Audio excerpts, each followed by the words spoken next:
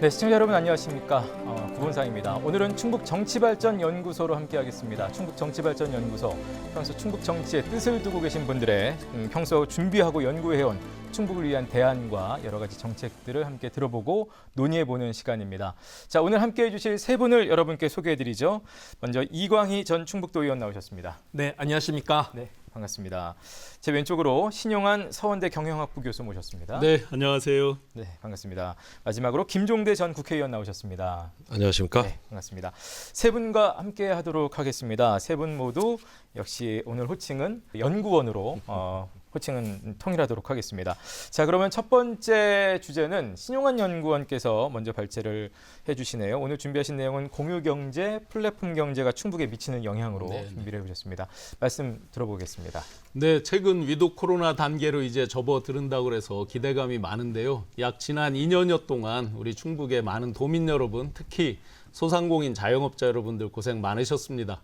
그런데 이제 위드 코로나 단계로 가면서 이제 소상공인 분들께서 어깨 좀 펴는가 했더니 플랫폼 경제라는 이름으로 수많은 예를 들어 배달 앱이라든지 또는 뭐 카카오류의 택시라든지 뭐 여러 가지 이제 생활 편의 속에 이미 들어와 있는 커다란 기업들이 운영하고 있는 그런 플랫폼 경제들로 인해서 역시나 또 소상공인 자영업자분들 위주로 앞으로 걱정도 또 많이 있습니다.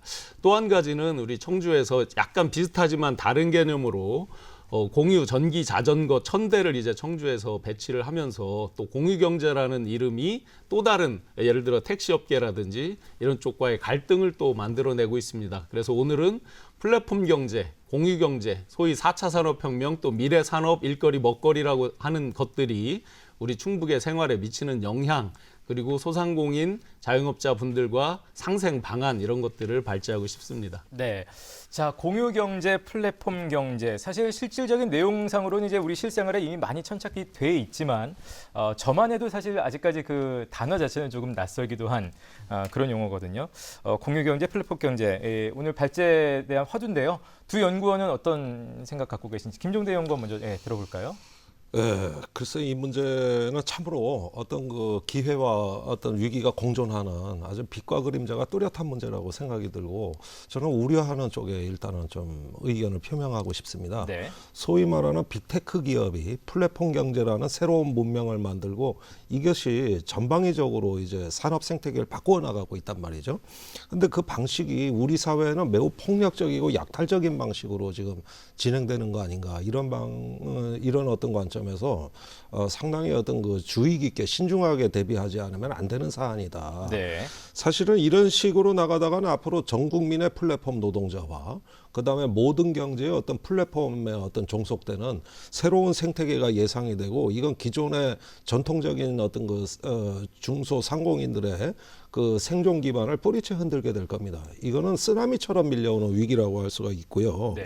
그러는 가운데서 이 상생을 이야기하기에 앞서서 우리가 뭐 혁신이라는 이름으로 또 뭐 어떤 디지털 트랜스포메이션 뭐 소위 그 경쟁력을 갖춘다는 그런 어떤 그 명분으로 포장이 돼 가지고 사정없이 쳐들어왔을 때 과연 어떤 우리 그 상공인들이 대응력이 있겠느냐. 네. 그러기에 앞서서 뭔가 자구책으로 어떤 그 우리 중소상인들의 어떤 서로 어떤 자력구제, 협동 조합식의 어떤 그 자발적인 빅테크 기업에 의존하지 않고도 상생할 수 있는 대응 플랫폼을 구축하는 것이 어떠냐. 네.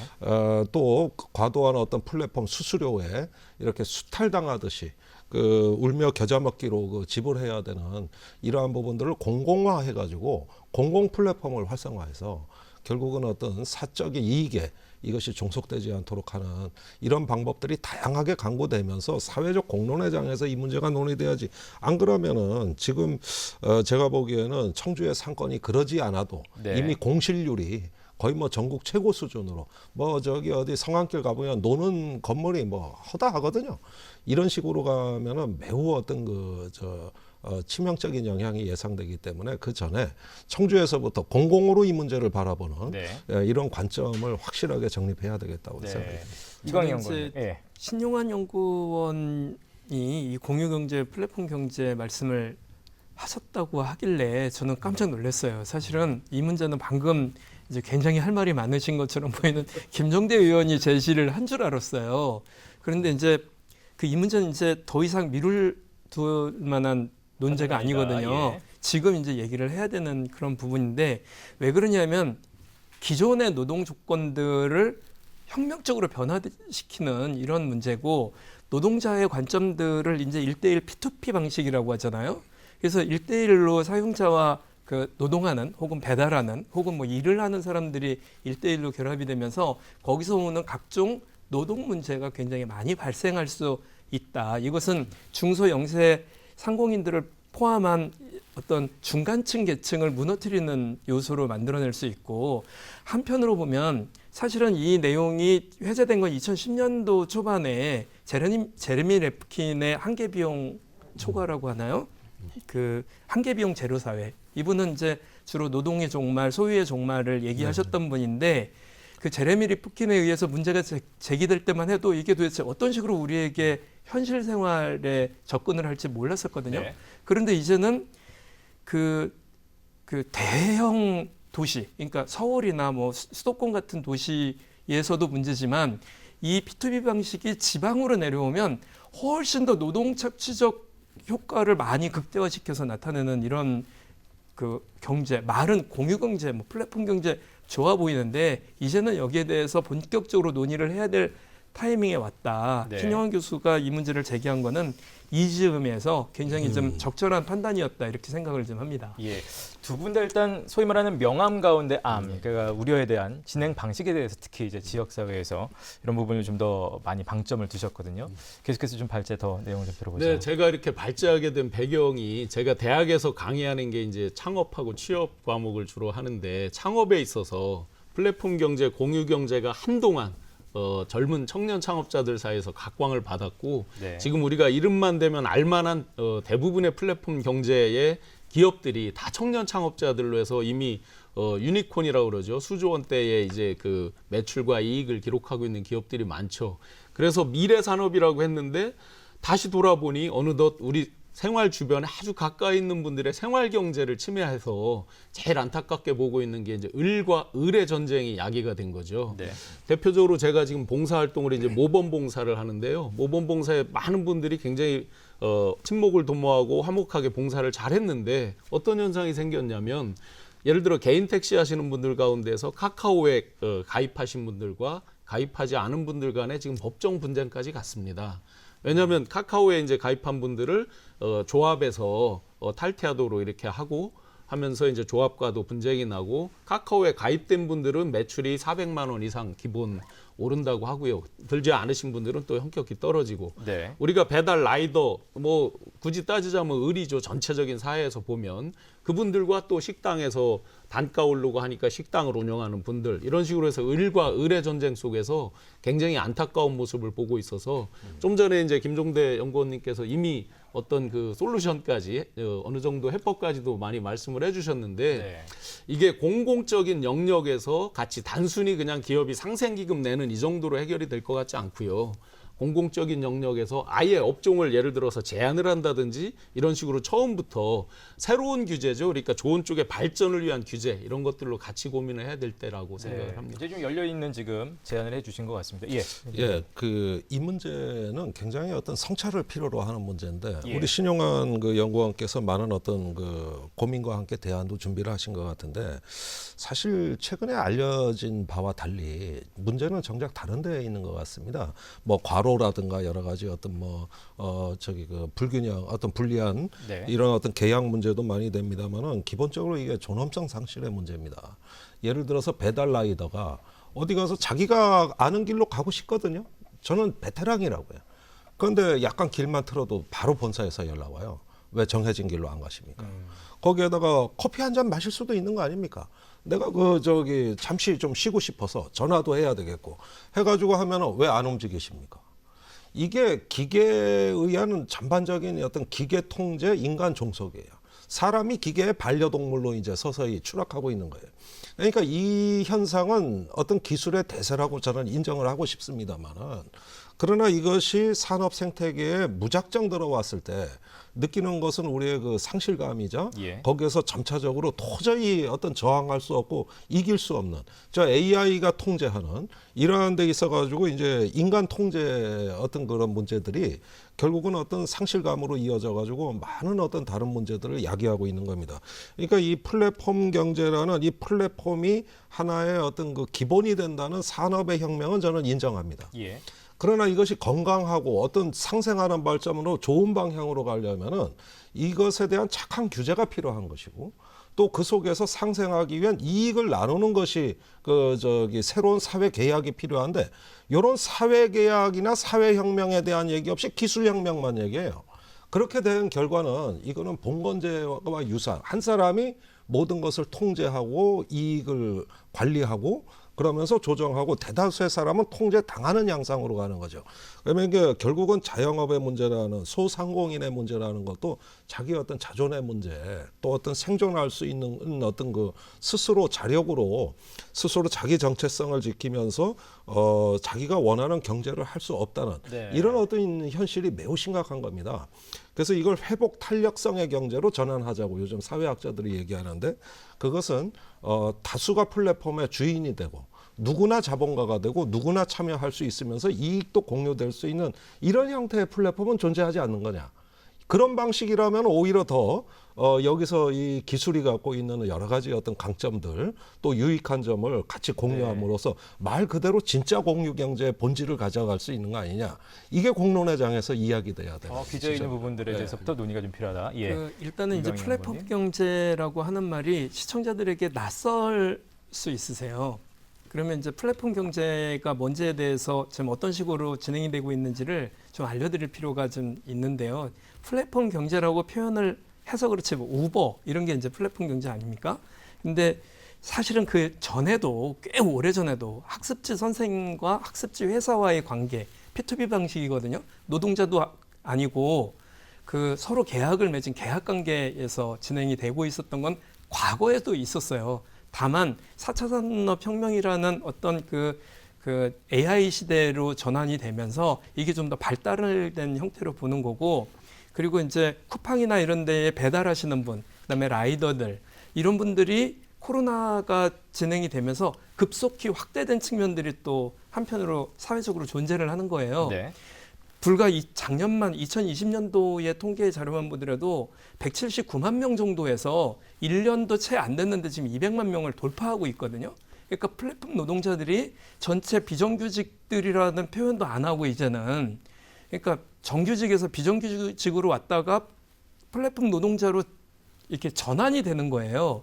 그러면서 계약은 1대1로 하는 방식. 그런데 노조가 없다 보니까 거기서 문제가 생길 경우 아무런 보호도 그 법적 어떤 보호를 포함해서 받을 수 없는 상태. 이런 상태에 놓이기 때문에 문제가 되고 있다는 거고 문제는 이제 지금 그 김종대 의원님 말씀하셨던 것처럼 원래 공유 경제는 공동의 몇몇이 사회적으로 가치를 같이 하는 사람들이 모여서 뭐 협동조합 개념이든 어떤 사회적 경제 개념이든 가지고 그거를 공공의 이익에 전달되는 부합되는 서비스를 하자고 하는 게 공유 경제의 기본 뜻인데 지금 이제 그게 안 되고 대기업이 개인 간의 관계로 되다 보니까 여기서 저임금과 과로 혹은 뭐 사고와 재해 이런 것이 마구 발생을 하는 해도 누구도 책임지지 않는 이런 상태에 내몰리고 과도한 저임금에 내몰리다 보니까 여기서 오는 노동 문제, 그 사회 문제 이런 것에 대해서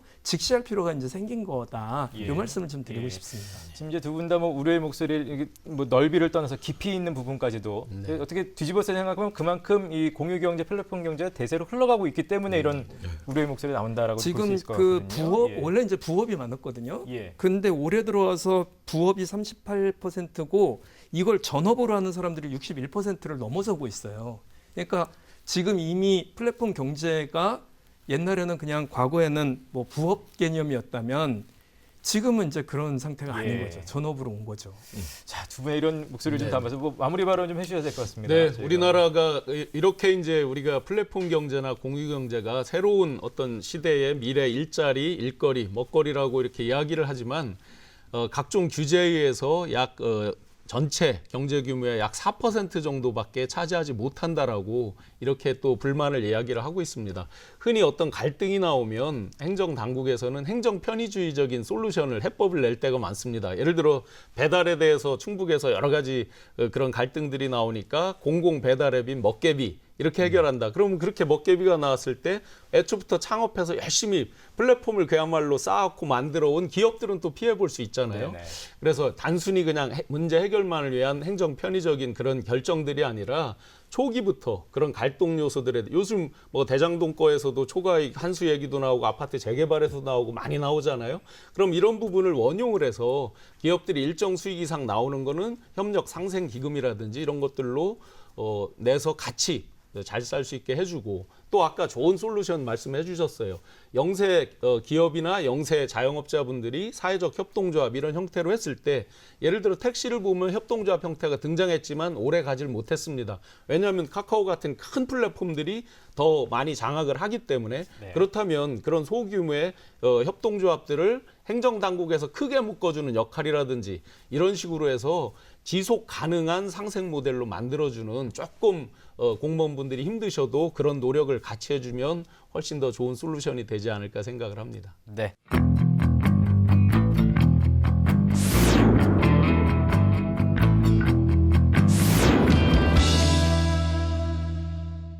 자, 계속해서 다음 발제 내용 함께 들어보도록 하겠습니다. 이번에는 이광희 연구원께서 준비하신 내용인데요. 준비한 내용은 공공의료 발전 방안에 대해서 준비해 오셨습니다. 예, 들어보죠. 코로나가 터지고 나서 공공의료에 대한 관심이 훨씬 높아진 것에 대해서 좀 좋아졌다고 해야 될까요? 그러면 제가 도의원을 할 때 정책복지위원장을 하면서 제일 먼저 추진했었던 게 공공의료 지원단을 만들 필요가 있다고 주장을 했는데 그게 계속 안 됐었어요.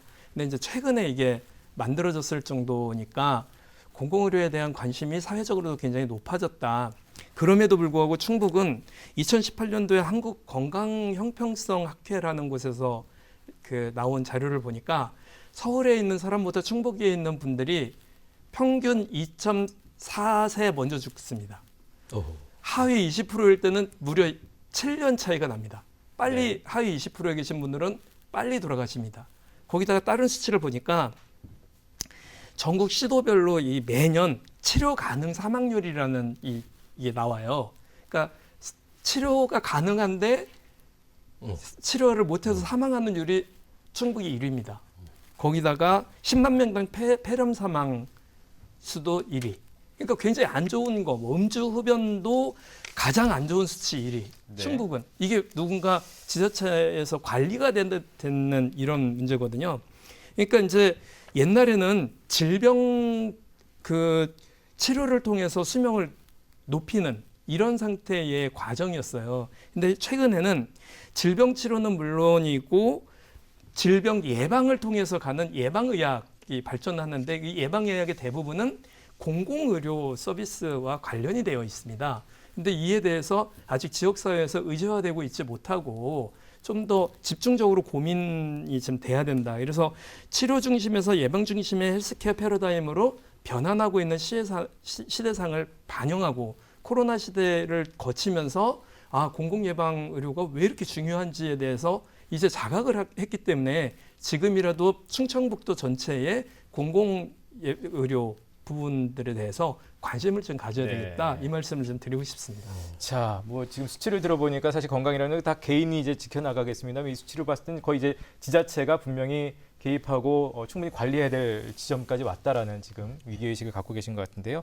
신용환 연구원부터 좀 생각 들어보겠습니다. 네, 의료의 공공성은 저희가 이 코로나19가 2년 가까이 이렇게 되면서 굉장히 많이 느꼈죠. 특히 우리 충북에서 뭐 뉴스를 다시 이렇게 저희가 되돌아보면 한때 음압병상이 캐파가 한 병상만 남았다라고 하는 등등 충북의 전체 이런 코로나 중증에 대응할 수 있는 거점병원이 2개밖에 없죠.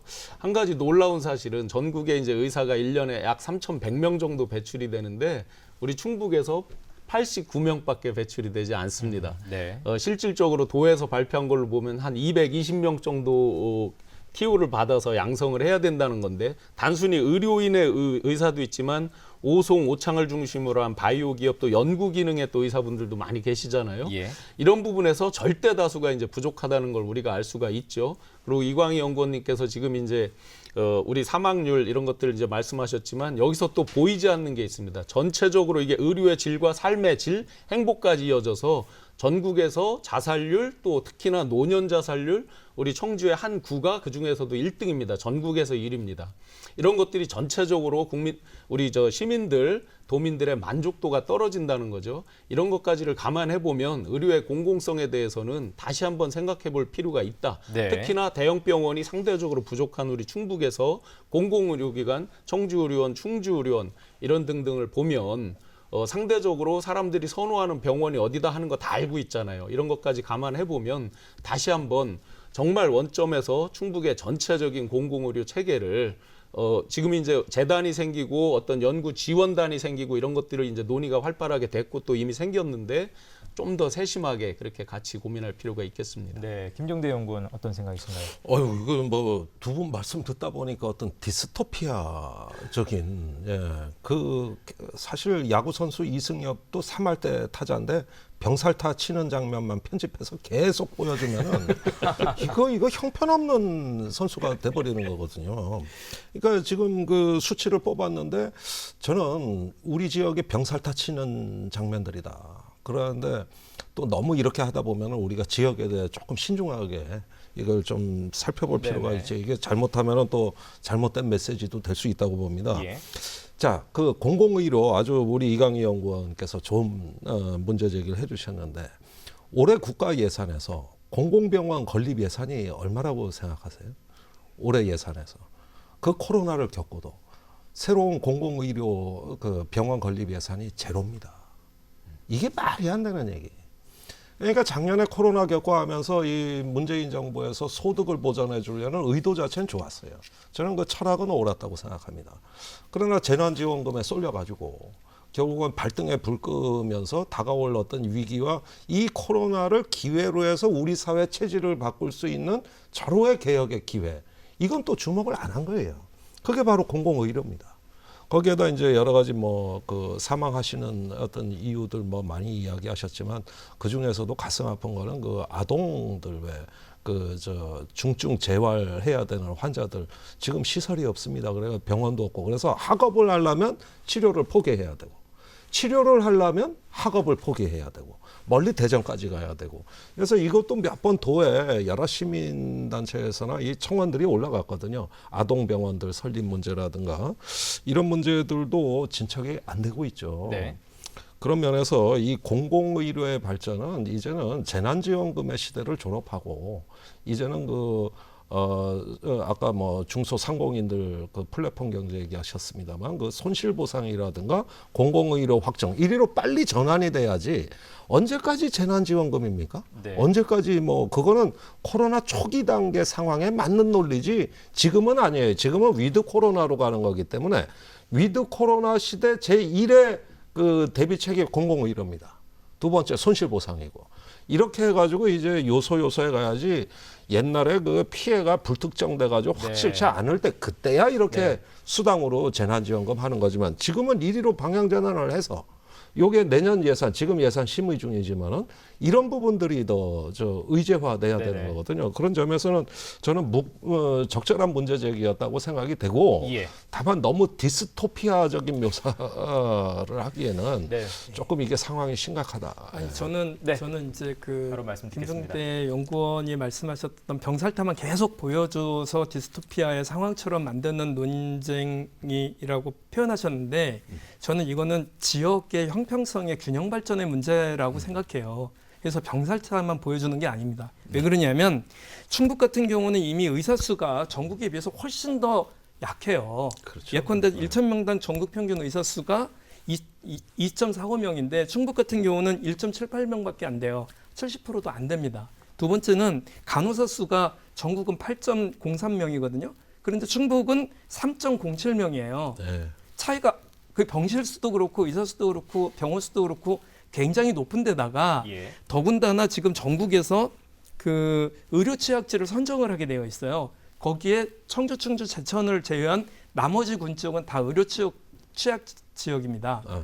그러니까 충북 자체가 균형 발전 정책으로 보면 공공의료 부분에서도 굉장히 낙후되어 있는 문제를 제기를 하는 것이다. 네, 이 말씀을 네, 좀 드리고 맞습니다. 싶고 네, 원래 이런 문제가 얘기가 이제 됐었던 거에 동의되는 또 한 측은 뭐냐면 대한민국은 지금까지 의료 시스템이 민간 병원 중심이었어요.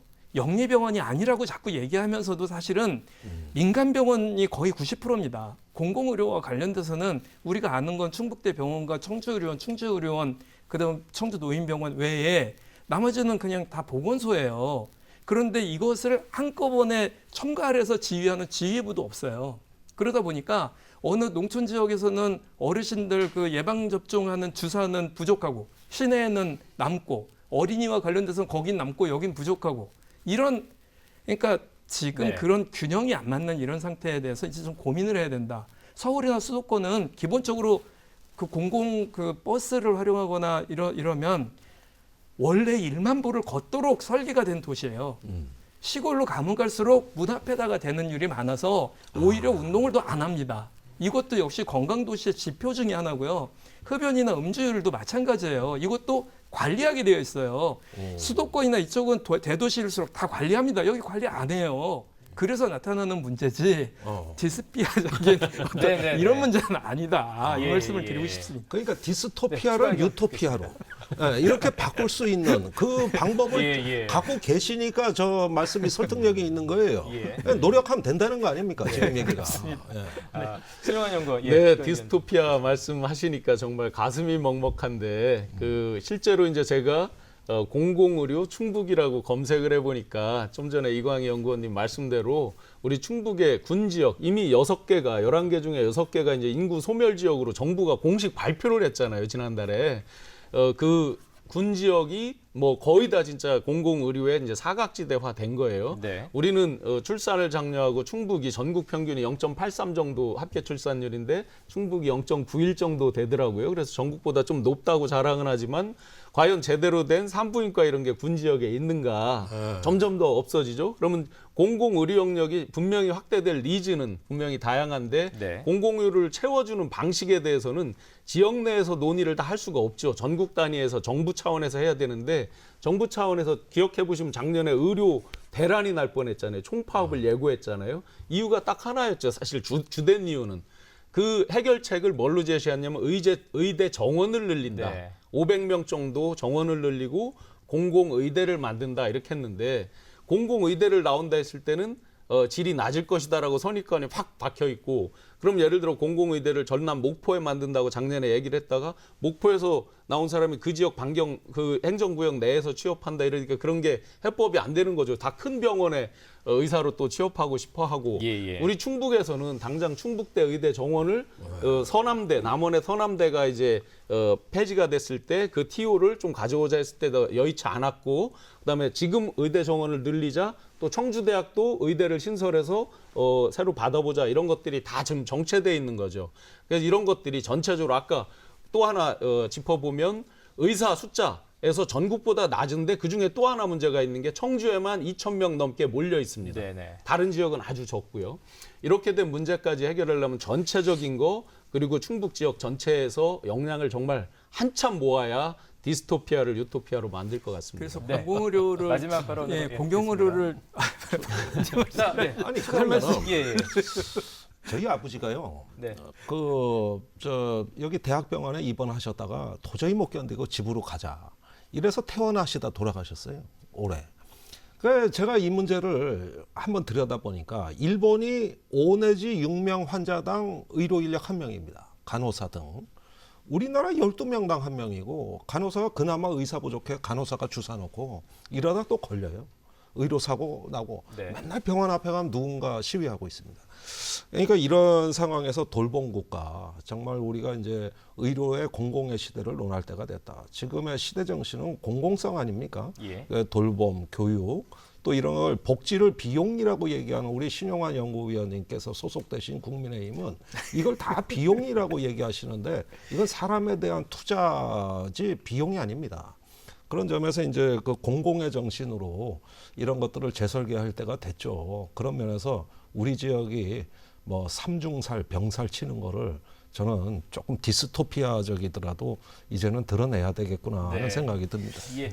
이 문제를 공공의료와 관련돼서 관심을 갖는 이런 게 얼마나 중요하냐면 제가 도의원으로 있을 때 공공의료를 담당하는 그 도청의 어떤 부서가 있었어요. 3분이 일을 하시는데 그 중에서 그 업무의 주된 업무는 해외 의료 관광이에요. 공공의료는 한 명이 그것도 그냥 그 뭐 이렇게 저렇게 서류 오면서 정리하는 이런 분, 그러니까 아예 관심이 없었던 거죠. 공공의료에 대한 관심이 아예 없었습니다. 또 하나는 지금 두 분 그 특히 이제 신용환 연구원이 말씀하셨던 것처럼 공공의료 얘기하면 의사 수 계속 얘기하거든요. 네. 공공의료 분야는 일단 공공의료 지원단이 기초 광역별로 지자체별로 만들어지는 것부터 일단 시작이 돼요. 그리고 또 하나는 공공의료는 인력이 의사가 아니라도 가능합니다. 거기에 대한 관심을 가지고 어떻게 건강한 도시를 만들어갈지에 대한 종합적인 설계를 하는 분들이 있으면 돼요. 그래서 당장이라도 뭐 충북의 어떤 뭐 대학원이라도 만들면 그와 관련된 각종 인프라들을 활용하면 되게 돼 있어요. 어려운 게 아닙니다. 또한 건강이나 안전에 대한 지원 환경을 구축하는 거거든요. 소방서나 소방대나 경찰이나 이런 거 지원 인력을 어떻게 할 것인가에 대한 문제로 접근을 해야 돼요. 따라서 이 문제는 공공의료에 대한 관심부터 일단 시작이 된다.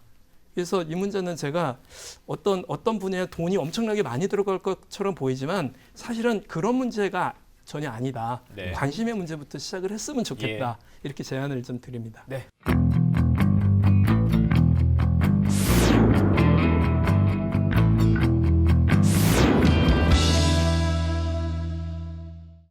자, 이번에는 계속해서 김종대 연구원의 발제를 듣겠는데요. 주 4일제 관련된 내용입니다. 어떤 네. 내용으로 발제해 주셨는지 함께 좀 들어보죠.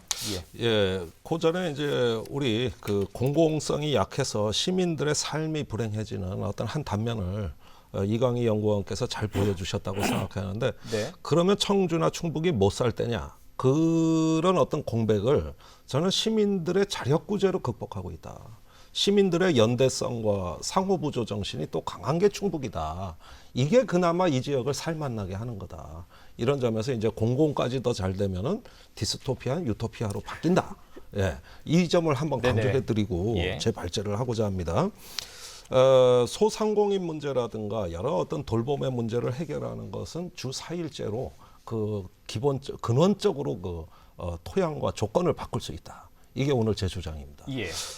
사실 그 우리가 재택근무, 원격근무 이런 것들이 팬데믹 시대에 유행을 하다 보니까 기업이 처음에는 이거 다 안 된다 그랬어요. 우리나라 원격근무 체제 도입 안 된다 그랬습니다. 처음부터 배관시했어요. 그런데 해보니까 괜찮거든요. 거기에다가 또 생산성도 사실은 이렇게 원격 근무하고 하면서 그동안에 불필요한 일, 쓸데없는 일로 의외로 시간을 많이 보냈다는 걸 우리 스스로 발견하다 보니까 얼마든지 임금 삭감 없이도 노동 시간을 단축해도 생산성은 충분히 향상되고 그 어느 정도 수준은 유지된다. 이게 이번에 입증이 돼가지고 결국은 이 역설적으로 팬데믹 시대는 새로운 사회 개조를 위한 발걸음을 내딜 수 있는 절호의 기회가 됐다. 그게 바로 주 4일제고요. 게다가 출퇴근이 줄어드니까 탄소 배출이 4% 감소했다는 건 덤으로 얻었습니다. 이러면서 그 새로운 어떤 일자리 창출에 있어서도 어떤 소상공인을 살리고 지역의 문화산업을 육성하려고 하면은 충분한 여가의 부여 이런 측면에서 주 4일제가 2030 세대에는 굉장히 신선한 충격으로 다가간 겁니다. 그러나 대다수 국민들은 반대해요. 주로 중장년층들이 반대하고 계시고 네. 또 소상공인들은 하루에 자영업자 10시간 넘게 일합니다. 그것도 전국 1위가 바로 여기입니다. 그러니까 이런 차원에서는 그게 되겠냐. 네. 이거는 또 저 경제단체에서는 기업 망하는 길이다. 그다음에 노동단체에서는 그 근로기준법조차 적용 안 되는 5인 미만 상업장이라든가 먼 나라 이야기다. 이렇게 이야기를 하고 계시는데요. 2004년에 주 5일제가 도입될 때도 그때도 나라 망한다 그랬습니다. 그러나 막상 해보니까 거기에 맞게 또 우리의 새로운 라이프 스타일이 생기고 생산성이 향상이 되는 거거든요. 그래서 저희는 최근에 정의당에서 주 4일제를 제기하니까 우선 2030 세대가 굉장히 환영을 하고 이 세대의 어떤 그 삶의 가치관과 습관에 맞는다. 그다음에 신노동법을 통해 가지고 이제는 근로기준법이 모든 사업장에 적용될 수 있게 국가가 지원을 해가지고 소득보장이 아니라 고용보장을 통한 이러한 어떤 새로운 신노동법의 시대와 주 4일제가 매칭이 된다면은 우리 사회의 개혁과 혁신에 있어 가지고 매우 중요한 출발점이고 기업에서도 침체되어 있던 어떤 혁신 또 새로운 생산성 향상의 시도들이 있을 것이다. 전제 조건은 임금 삭감 없는 주 4일제입니다. 청주가 이걸 시범 사업을 해서 도시의 체질을 바꾸는 실험 도시로 한번 나가보자. 그래서 일단은 공공단체라든가 어떤 기업들부터 해가지고 한번 여기서 실험적으로 하게 되면은 침체된 경제도 새로운 충격이 갈 수 있는 거거든요. 그런 점에서 저는 청주가 친환경 문화도시 이런 어떤 그 여러 가지 사회 문제를 해결하는 돌파구로 네. 주 4일제부터 시범을 한번 해보자. 이 제안을 드리는 겁니다. 네. 자, 주사일제에 대해서 두 연구원의 생각이 저는 굉장히 또 궁금합니다. 이광희 연구원 먼저 좀 들어볼까요? 예. 찬성입니다. 네. 화끈하세요. 예, 이재명 후보의 그 공약을 검토하고 있는 단계죠. 예, 주 4일제. 그래서 심상정 후보와 함께 대통령 후보 중에서 일단 두 분이 그 주 4일제를 한 분은 검토하고 계시고 한 분은 주장하고 계시고 그래서 저는 주 4일제가 먼 나라 얘기는 아니다 이런 생각이 드는 게 최근에 여론조사한 거를 보니까 무려 51%가 찬성을 하시는 그런 여론조사가 나왔어요. 물론 우려하시는 분들은 뭐 자영업자나 소상공인이나 혹은 기업체에 계신 분들이 좀 우려를 하고 계신데 2019년도에 이거의 논쟁을 불러일으킨 분은 SK의 최태원 회장입니다. 제일 먼저 대기업이 4일제 한번 해보자고 해서 격주제로 해서 4일제를 운영을 해보니 오히려 생산성이 더 높아지더라. 저는 지금 전 세계적으로도 대기업들이 그 주 4일제를 지금 화두를 제안을 하고 있거든요. 이걸 우리가 좀 받을 필요가 있겠다. 이제는 기업이 아니라 지자체가 그 받아서 방금 제안 그 김정대 연구원님 말씀하셨던 것처럼 지자체가 받을 필요도 있겠다. 이런 생각이 좀 들고요. 이제는 그 어떻게 그러니까 행복한 정의로운 사회에서 행복을 추구하는 사회로 전환될 것인가에 대한 기본적인 물음에 답할 수 있는 현실적인 방법이 주 4일제가 아닌가 개인적으로 그렇게 생각을 합니다. 네, 신용한 연구원. 감사합니다. 네. 결론부터 말씀드리면 네. 뭐 개인적으로 장기적으로 찬성입니다. 그런데 청주에서 맨 먼저 시범적으로 하기에는 참 쉽지 않을 것이다. 아쉽지만 주사파라고 생겼다고 그럽니다. 신주사파. 그게 뭐예요? 주 4일 동안 근무하는 주사파. 월화수목 근데 왜 주사파? 네, 그 신주사파라고 농담도 나오고 옛날엔 놀토라고 그랬는데 이제 놀금도 이렇게 나와 있고요. 좋습니다. 근데 왜 제가 청주가 만만치 않다라고 보느냐면 이제 전국적으로 555만 명으로 자영업 소상공인들이 줄었습니다. 한때 580만 이상이 되다가 근데 우리 청주는 전체적으로 19%대로 전 국민에서 이제 그렇게 소상공 자영업자가 떨어졌는데 청주는 약 24% 이상이 됩니다. 소상공 자영업자 숫자가 일단 많고요. 그다음에 또 그의 반대로 제조업 위주의 전통 대기업, 중소기업 그 서플라이 체인이라고 그러죠. 네. 먹이 사슬 구조의 그런 협력업체들 구조로 되어 있습니다. 청주의 대부분 물론 흥덕과 청원구 위주의 이제 공단 위주로 이렇게 돼 있죠.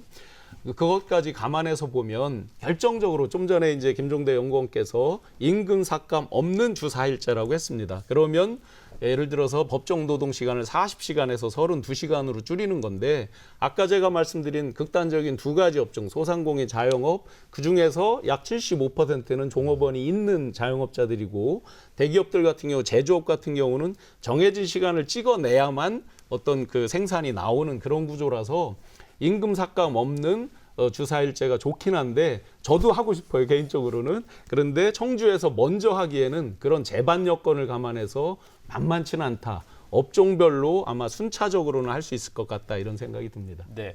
자, 두 분 의견 들으셨는데 일단 아까 사실 이제 발제하실 때도 스스로 말씀하셨습니다만 그 현실적으로 이제 대다수가 또 이제 반대하고 있는 현실이 있다는 말씀도 하셨기 때문에 두 연구원은 이제 또 찬성의 의견을 일단은 밝혀주셨습니다만 좀 더 구체적인 그 발제 내용을 더 좀 들어봐야 될 것 같습니다. 재밌는 거는요. 정의당 지지자들의 반대율이 제일 높아요. 그런가요? 정의당 1호 공약인데. 그거 웃기는 얘기 아닙니까? 그게 왜 그러냐? 비정규직 당원들이 많아서 그런 거예요. 그러니까 이런 건 대기업이나 공기업이 먼저 할 건데 그럼 노동 격차는 더 심화되는 거 아니냐. 이런 얘기들이죠. 저는 그걸 굉장히 아프게 들어요. 그리고 지금 신영환 연구원께서 말씀하신 거 다 맞는 얘기입니다. 그러니까 제가 그런 면에서 어떤 노동시장의 개혁 또 어떤 새로운 노동의 시대를 여는 것과 같이 가지 않으면은 굉장히 위험한 담론이 될 수 있다는 것도 인정을 합니다. 이것은 어떻게든 그 평등의 기제를 높여줘야 다 같이 놀고 다 같이 일하는 거지 이걸 어떤 그 불평등의 기제로 이것이 악용이 되거나 잘못 풀리면은 이게 굉장히 큰일 나는 거예요. 그런 점들을 인정하기 때문에 그걸 전제로 해서 신노동법을 말씀드린 거고요. 그다음에 그 소상공인들 문제입니다. 이것을 일하는 관점에서 보면은 4일제는 먼 나라 이야기 같습니다만은 4일제 하는 소비자들이 시장으로 쏟아져 들어온다는 것도 감안을 하셔야 됩니다. 그러니까 더 많아진 여가, 더 많아진 이제 삶과 생활의 어떤 그 균형을 추구하는 신세대들, 더 많은 소비자로 시장으로 유입하는 거거든요. 그리고 우리가 주 5일제 할 때도 이제 돈 좀 쓰라 그랬습니다. 그렇게 해서 이틀간을 휴일로 준 이유는 소비를 촉진한다는 의미에서 경제를 살린다는 것이 당시에 주 5일제를 도입하게 된 핵심 이유였고 그 뒤로 이게 정착되는데 7년이 걸렸는데 이건 불가역적인 변화입니다. 다시 과거로 돌아가면은 이제는 경제가 악영향을 받게 돼 있지 않겠어요? 그런 면에서 특히 소상공인 자영업자가 많은 지역이라면은 네. 그분들한테 시장을 열어주기 위한 방안으로서 소비 계층의 증대 또 소비 시간의 증대가 이 자영업을 또 살리는 길이라는 점 이런 점에서 한번 전향적으로 생각해 볼 여지가 있는 것이죠. 그런 면에서 저는 실험이라고 얘기하고 있는 거거든요. 예. 우리 지역은 충북이 어떤 큰 대도시의 등 뒤를 바라보고 따라가는 것이 아니라 뭔가 우리 지역도 이제는 추격형이 아니라 선도형의 새로운 생활문화 도시로 변화하려면은 가끔 담대한 결심을 해야 되는데 뭔가 한 번씩 실험을 해보는 겁니다. 이미 그건 시작됐어요. 몇몇 기업은 할 겁니다. 또 일본에서는 광범위하게 확산되고 있거든요.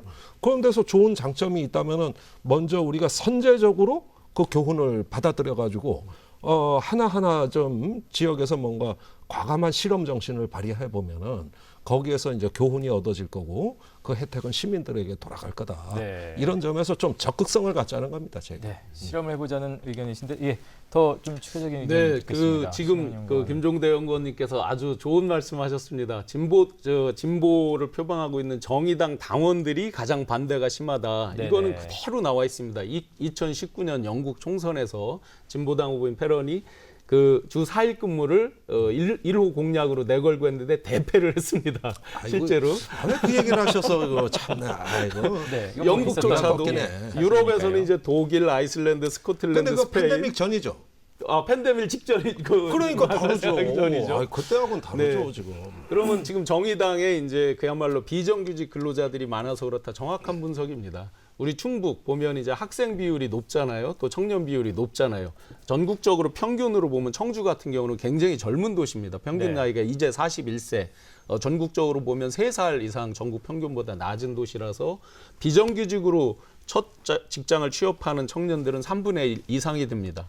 그렇다 보니까 전체적으로 주 4일제를 당장 만약에 어떤 시범적으로 했을 때 상대적으로 초과 근무에 따른 수당 이런 걸로 많이 이렇게 하는 비정규직들 또 하다 보면 투잡을 뛰어야만 하고 쓰리잡을 뛰어야만 하는 이런 비정규직들까지 감안해 보면 업종별로 순차적으로 이렇게 하면 좋겠다. 그래서 당장 전체적으로 시범하기에는 좀 아쉬움은 있고요. 예. 또 한 가지 이제 큰 틀로 보면 아마 경기도 판교라든지 이런 데 소위 이제 창의력을 많이 요구하는 그런 산업들이 집적돼 있는 데는 굉장히 좋아할 것 같아요. 예.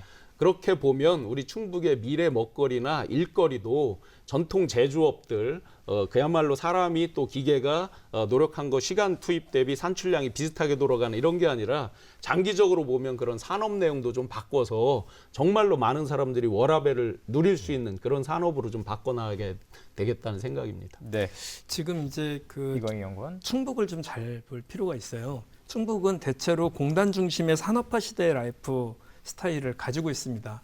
그러다 보니까 거기서 굉장히 그 열악한 노동 환경, 열악한 임금을 가지고 있죠. 그런데 거기다가 또 한 그룹은 이제 소상공인 그룹인데 굉장히 또 여기가 소규모예요. 소규모하고 영세합니다. 또 한 그룹은 비정규직이었다가 지금은 플랫폼 노동자로 막 넘어가는 이런 노동 조건들을 가지고 있어요. 이 세 개의 바퀴가 굉장히 악순환을 일으키는 구조예요. 그러다 보니까 여기에 대한 근본적인 문제 해결 방식이 좀 필요합니다. 혹은 문화나 예술이나 관광이나 산업으로의 지향의 확대 이렇게 가지 않으면 안 되는 상황이거든요. 근데 이미 우리나라의 문화 역량은 엄청나게 높아지고 충북 사람들도 많이 나오고 있는데도 불구하고 그거를 받쳐줄 어떤 게 없어요. 저는 주 4일제에서 그 해답이 나올 수도 있겠다는 생각이 사실 들어요. 그런데 문제는 누구나 우려하듯이 찬반이 격렬하게 부닥치는 이런 문제라서 저는 그거를 어떻게 사회적으로 잘 통합해 나갈 것인가 이게 정치인의 과제다. 근데 문제 제기 잘하셨다. 이런 말씀을 좀 드리고 싶었습니다. 예. 4.5일제라고 또 있잖아요. 월요병 월요일 날 출근하기 싫잖아요. 그래서 아마 시범적으로 업종별 규모별로 달리하되 4.5일제 이런 거를 시범적으로 해보는 건 아이디어일 수 있겠습니다. 현실적인 여러 가지 또 구체적인 대안을 찾아볼 수 있겠다라는. 네. 자, 두 분 추가 의견 들으셨는데요. 예. 글쎄 다 도와주는 의견들을 내시니까 제가 추가적인 설명이 굳이 필요 없을 것 같습니다만은 이 지금 대한민국은 무언가 새로운 사회 실험을 통해 가지고 이 팬데믹 이후에 그 새로운 사회 구성을 이루어 나갈 수 있는 담대한 어떤 그 기획이 없이는 생존할 수 없다는 게 제 생각이고, 이런 주 4일제부터 돌봄국가 그러면서 일단 우리 사회의 공공성을 높이는 방향으로의 대개혁 이런 걸 대선 토론에서 얘기를 해야 되는데 무슨 대장동이 어떻고 뭐 고발 사주가 없다고 참 한심한 대선 아닙니까? 예, 그런 점에서 정의당은 꼭 필요한 정당이구나. 네. 이런 것들을 그래도 이야기할 수 있지 않은가. 전 그런 면에서 보람을 느낍니다. 네. 자, 오늘 세 분 연구원과 함께 짧은 시간이지만 두루두루 좀 살펴봤습니다. 세 분께 다시 한번 감사드리겠습니다. 고맙습니다. 네. 자, 충북정치발전연구소 오늘은 이광희, 신용환, 김종대 연구원과 함께했습니다. 저희는 앞으로도 계속해서 지역의 핫 이슈, 또 정책을 함께 논의하는 시간을 마련하도록 하겠습니다. 시청해주신 여러분 고맙습니다.